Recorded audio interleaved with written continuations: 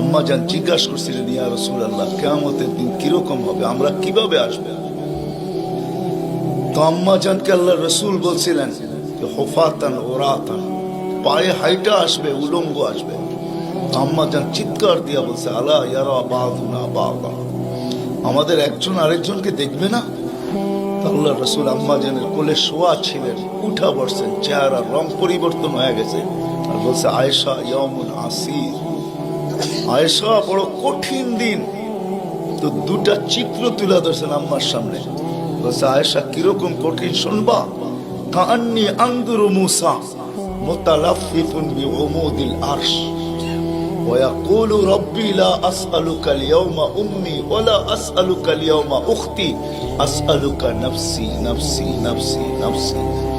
বলছে, আয়েশা এরকম কঠিন দিন আমি দেখতেছি যেন মুসা আলাইহিস সালাম আরশের খুঁটি ধরে চিৎকার দিতেছে আর বলতেছে, আল্লাহ আজকের দিনে মাকে চাই না, বোনকে চাই না, চাই আমাকে বাঁচান, আমাকে বাঁচান। কালিমুল্লাহ, যার কিতাবটা আল্লাহ নিজের হাতে লেখছে, কাতাবাত তাওরাত বিয়াদি, যার কিতাব আল্লাহ নিজের হাতে লেখা দিয়েছেন, কালিমুল্লাহ যিনি, আল্লাহর সাথে যিনি কথা বলতেন, যার উপাধি কালিমুল্লাহ। উলুল আজমি মিনার রসুল, 5 জন নবীর ভিতরে একজন যিনি, 5 জন উলুল আজমি মিনার রসুলের ভিতরে। আল্লাহ রসুল বলছে, আয়েশা আরেকটু দৃশ্য বলবো তোমাকে? তো বলছে, ইয়া রাসূলুল্লাহ বলেন।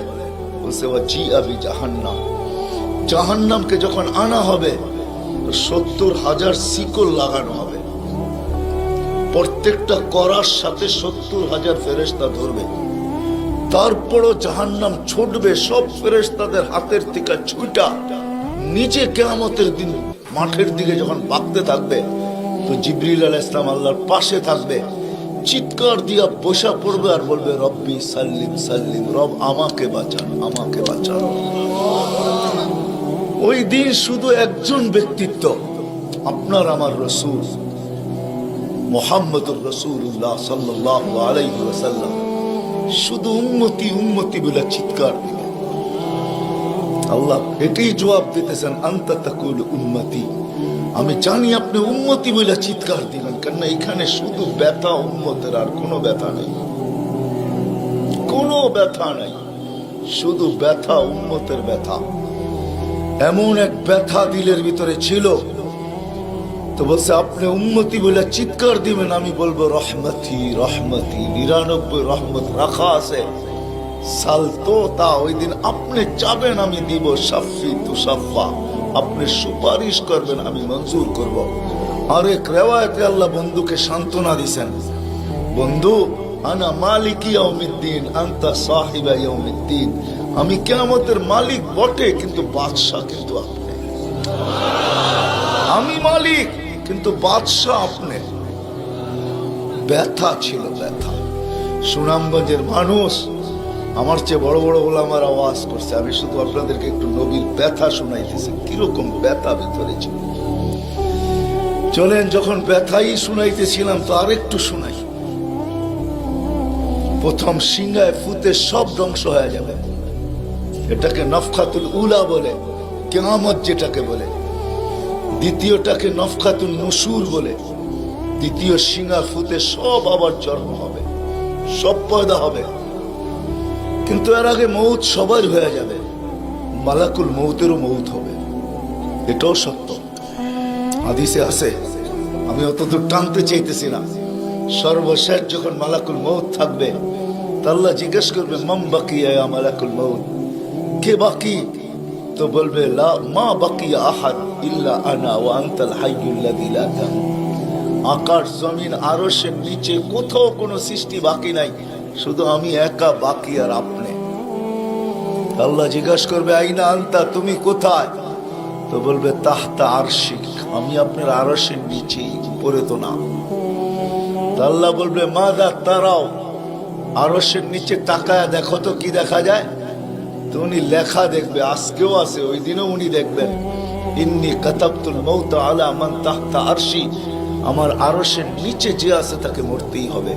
আল্লাযী হাই চিরঞ্জীব ফাহুয়া ফাওকা আরশি, সে আমার আরশের উপরে বিরাজমান। তো বলবে আল্লাহ এই লেখা আছে এখানে, তা আল্লাহ বলবে ফাতামুত আনতা, এবার তোমার পালা। ফাইন্নাকা তাহতা আরশি, তুমি আমার আরশের নিচে। ওয়া ইন্নী কাতাবতুল মাউত আলা মান তাহতা আরশি, আর আমার আরশের নিচে যে আছে তাকে মরতেই হবে। সায়ুলকি আলাইহি সাকারাতাল মাউত, আল্লাহ ওনার উপরে মৃত্যুর যাতনা ঢালবেন। আজকে যদিও উনি মৃত্যু সম্বন্ধে কিঞ্চিত ধারণাও রাখেন না, আমার বিশ্বাস উনি মৌত কি জিনিস জানেন না, এটাই তো সত্য। কি যাতনা বিষে বুঝিবে সে কিসে, কবু আসি বিষে ডংসিনী জানে। সাপের বিষ তো ওই বোঝে যাকে সাপে দংশন করছে। উনি তো নিয়ে যায় শুধু আমাদেরকে, হুকুম হয় অপারেশন সাকসেস করে না, নিয়ে যান। এমনকি প্লেনের ভিতরে উনি অপারেশন চালান, ঠিক না? মানুষ প্লেনও মরে ইদানি, আগেও মরছে। উনি নিয়ে যান, উনি মৃত্যু সম্বন্ধে কিঞ্চিত ধারণা রাখেন না। তো যখন আল্লাহর ওনার উপরে সাকরাতুল মউত, সায়ুলকি আলাইহি সাকরাতুল মউত, মৃত্যুর যাতনা আল্লাহ ঢালবেন, তো ওই দিন উনি চিৎকার দিবে, চিৎকার। কিরকম চিৎকার? বলবে বিইজ্জতিকা ওয়া জালালিক, তোর ইজ্জত আর জালালের কসম, ওয়া উলুবি মাকানিক, তোর উচ্চতার কসম মালিক। লাউ আলিমতু সাকরাতাল মউত, মৃত্যু সম্বন্ধে যদি আমার কিঞ্চিত ধারণা থাকতো, মা কাবাস্তু আরওয়াহাল মুমিনিন, কোন মুমিন মুসলমানকে আমি এত কষ্ট দিয়ে নিয়ে আসতাম, এত কষ্ট। কিন্তু বহুত ওনার হবে, উনিও মুখ থুবড়ায় পড়বেন। দ্বিতীয় নফখার আগে আল্লাহ 4 জনকে পয়দা করবেন, জিবরিল, মিকাইল, ইসরাফিল, মালাকুল মউতকে। কিন্তু পয়দা করতে দেরি, জিবরিল আলাইহিস সালাম কানতে দেরি করবেন না। 3 জন জিজ্ঞাসা করবে কান্নার কারণ, বলে ইদান ইউকমার ইসরাফিল, এখনই হুকুম করা হবে ইসরাফিলকে নফখাতুন নুশুরের জন্য, আর আমাকে হুকুম করা হইবে আল্লাহর বন্ধুকে মাকামে মাহমুদে নিয়ে আসার জন্য। কিন্তু আমি আমার মৃত্যুর পরে ভুলে গেছি উনার কবর কোথায়।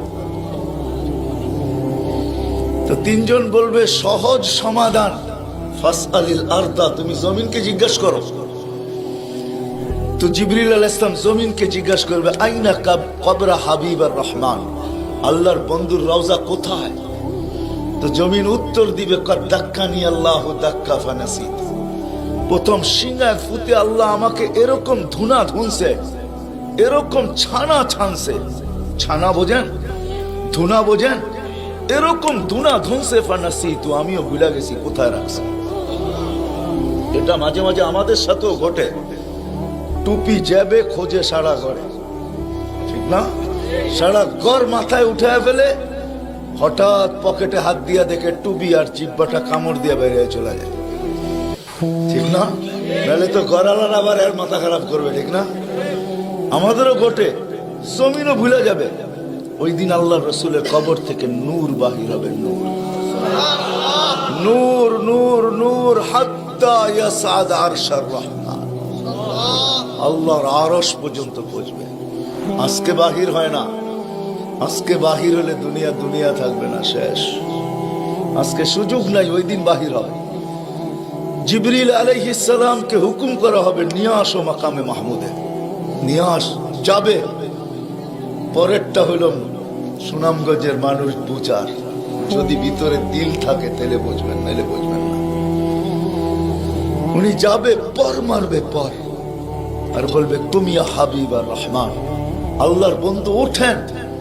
তো আল্লাহর রসুল উঠবে, হাদিসের শব্দ ওয়াহুয়া ইয়াকুম ওয়া ইয়াবকি ওয়া ইয়াকুল, উঠবে কিন্তু কানতে কানতে উঠবে, আর বলতে বলতে উঠবে জিবরিল আইনা উম্মতি, আইনা উম্মতি, আইনা উম্মতি, আইনা আমার উম্মত কোথায়? আওয়াসালা শাফির জাহান্নাম, আমার উম্মত কি আমাকে ফাঁকি দিয়া পুলসিরাতের কিনারে চলে গেছে? তারপরে জিবরিল তুমি আমাকে উঠাইতে আসছো। তো জিবরিল কসম খাবে বিইজ্জতিল্লাহি ওয়া জালালি মা শাক্কাল আরদ আহাদুন ইল্লা আনতা, আপনি ব্যতীত কেউ ওঠে নাই, উম্মত কোত্থেকে উঠবে?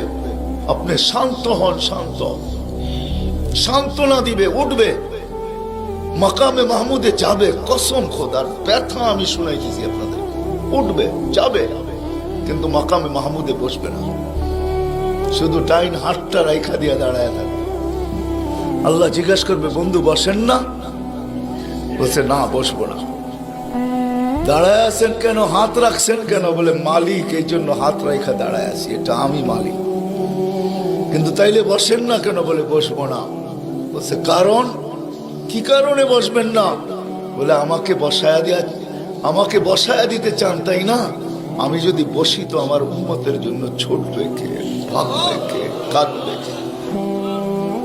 হাউজে কাউসারে যাবে কে? উম্মতের ঠোঁটে লাগায়া পেলা পান করায়া দিবে, পানি পান করায়া দিবে কে? মিজানের পাশে দৌড়াবে? পাল্লা যদি সামনে না ঝোঁকে তাইলে দুরুদের গাঠটি নিয়া, যা আমি আপনি পড়ছি নবীর উপরে দুরুদ, ওই গাঠটি গুলাকে নিজের কাঁধে করে নিয়ে চলে আসবে। প্রত্যেকের নামেরটা ইমাম কর্তুবী রহমতুল্লাহ আলাইহি লেখছেন, কিতাব মুতালা করেন, ওই গাঠটি নিয়ে আসবে, নিজে উঠায়া নিয়ে আসবে, উঠায়া। এই জন্যই বলছে আমার উপরে দুরুদ বেশি বেশি পড়ো। ডেলি পড়ো না তো জুমার দিন পড়ো, আকসিরু আলাইহিস সালাহ ইয়াউমাল জুমা। জুমার দিন বেশি বেশি আমার উপরে দুরুদ পড়ো, তোমাদের দুরুদ গাঠটির ভিতরে রাখা থাকবে। গাঠটি কিয়ামতের দিন যদি পাল্লা না ঝুঁকে তো আমি পিঠে করে উঠায়া পাল্লায় দিয়া ঝুঁকায়া দিব, ঝুঁকায়া। আবার মিজানের পাল্লায় পুলসিরাতের ওইখানে দৌড়াবে। বলছে, কে দৌড়াবে উম্মতের জন্য? যে কিয়ামতের মাঠে ব্যথা নিয়ে উঠবে, ব্যথা, ব্যথা নিয়ে উঠবে, ব্যথা। হায় হায়, যে মৃত্যু লগ্ন ব্যথা নিয়ে গেছেন, ব্যথা। কোনো ব্যথা না, কোনো ব্যথা না, নয় ফ্যামিলির ব্যথা না, হাসান হোসাইনের ব্যথা না, আলী ফাতেমার ব্যথা না, যে হাসান হোসাইন কলিজার টুকরা ছিল, টুকরা। সুনামগঞ্জের মানুষ বুঝবেন কি বুঝবেন না জানি না, দুই ভাই আসছে আল্লাহ রসুলের কাছে, আয়েশা বলছে, নানা জান আপনি উত্তম না আমরা দুই ভাই উত্তম? সাইয়্যিদুল আউয়ালিন ওয়াল আখিরিনকে জিজ্ঞাসা করে, যার সুবাদে সমগ্র জগৎ তৈরি, যার রহমতের ছোঁয়ায় সব অস্তিত্ব পাইছে, আমিও আপনাও সমস্ত সৃষ্টি, আরে সমস্ত নবী রসুল যার রহমতের ছোঁয়ায় অস্তিত্ব পাইছে, তাকে নাতিদয় জিজ্ঞাসা করতেছে, নানা জান আপনি উত্তম না আমরা দুই ভাই? আল্লাহ রসুল সাদা সিধা জবাব দিচ্ছেন, আমি উত্তম, খায়রুল বাশার, আমি উত্তম। দুই ভাই হাসা দিছে। আল্লাহ রসুল জিজ্ঞেস করছে, হাসলা কেন? নানা জান জবাব হয় নাই। মানি আমরা দুই ভাই উত্তম। প্রমাণ? আপনার আব্বা আমাদের আব্বাজানকে চিনেন? তো বলছে, বলো তোমাদের আব্বাজান কে? আলিউল মুর্তাজার পুরা মানাকে পরিচয়। আমি সিলেটও বলে আসছি, আমার বড় আফসোস লাগে, বাংলাদেশে হাজারো ওয়াজ হয় সারা বছর, কিন্তু আজ পর্যন্ত একটা ওয়াজের ব্যানার পাইলাম না যে শানে সাহাবা, শানে সিদ্দিক, শানে আবু বকর, শানে ওমর, শানে ওসমান। বহুত কম ব্যানার পাই শানে রিসালাত, আল্লাহ রসুলের শান। চিনি না বিদায়, রাগ হবেন না, আজকে চিনি না বিদায়। প্রত্যন্ত অঞ্চল সুনামগঞ্জের সাথে আজকে যোগাযোগ বড় ভালো, আপনাদের হাইওয়ে বড় সুন্দর, গাড়ি বড় স্পিরিটে চলে, কিন্তু একটা দিন ছিল এখানে যোগাযোগ বড় দুর্গম ছিল। বাতিল এই সুযোগগুলোকে ব্যবহার করছে। প্রত্যন্ত অঞ্চলের মানুষ নবী জানে না কাকে বলে, রসুল চিনে না কাকে বলে। আপনারা তো শহরের মানুষ, হায় হায় আপনাদের এই সুনামগঞ্জ পাওয়া যাবে বহুত মানুষ নবীর নামও বলতে পারবে না। রাগ হয় না, রাগ হয় না, পায়ে হাত রাখে। বিদায় বাতিল এটাকে সুযোগ হিসাবে ব্যবহার করে। নবীকে যখন চিনে না তো ভুল নবীর 2 নম্বর 22 নম্বর নবীর মালা তাদের গলায় পড়ায় দেয়। কাদিয়ানি বানাইতে সুবিধা এই জন্য, নবীর পরিচয় যদি আমাদের বাচ্চা জানতো, নারী পুরুষ জানতো, আমাদের স্কুল কলেজের ছেলেরা জানতো যে আমাদের নবী কে, তার প্রয়োজন কতটুকু, তার মর্তবা কত বড়, তাইলে কেউ এরকম দাওয়াত নিয়ে যাইতে দেরি, জুতার বাড়ি খেয়ে ফিরতে দেরি হতো। মুখ খোলার সুযোগ ছিল না আমার বড় আফসোস লাগে, দিলে ব্যথা লাগে, ব্যথা যে বাংলাদেশে হাজারো লক্ষ ওয়াজ হয়, জানি না হুজুররা দেখছে কিনা জানি না, শানে সাহাবার কোনো ওয়াজ নেই, শানে আলী, শানে ওমর, শালে হায় হায়, কথা মনে উঠছে এই জন্য বলেই ফেলি আজকে। আলী রাদিয়াল্লাহু তাআলা আনহু বসা আল্লাহ রসুলের কাছে, দুইজনই বসা, আর কেউ নাই। আমি আপনাদের কিতাবের হাওয়ালা দিব, কিতাব দিব।